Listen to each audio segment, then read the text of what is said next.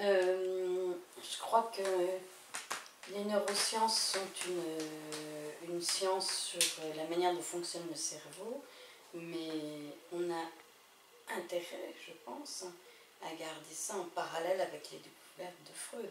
C'est pas que l'une contredit l'autre, c'est que c'est deux champs qui se recoupent mais qui sont différents.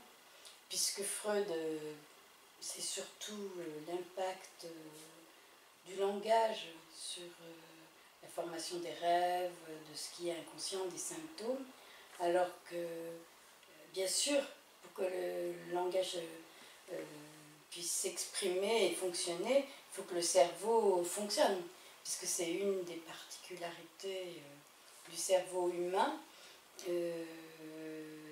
d'avoir accès au langage. Mais une fois qu'on parle, moi je pense que les signifiants produisent autre chose. Maintenant, pour le moment, en tous les cas, il me semble que ça doit être tout à fait parallèle, même si les neurosciences, dans la mémoire, dans la notion d'inconscient, finalement, renforcent les hypothèses de Freud.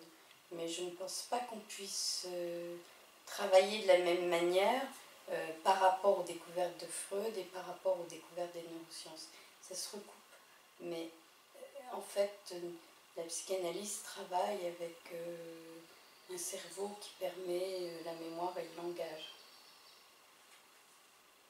Alors, ce qui est intéressant, c'est qu'il y a eu quand même des études qui ont été faites par en particulier Thibierge, qui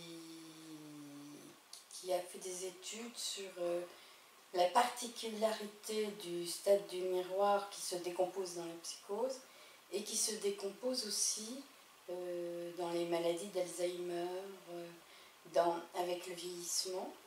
Et c'est vrai que quand les gens ne peuvent plus se regarder dans le miroir, ne se reconnaissent plus ou reconnaissent un autre, tous ces stades-là ont un parallélisme avec ce qu'on observe dans la schizophrénie, où le stade du miroir ne tient pas au moment de l'adolescence.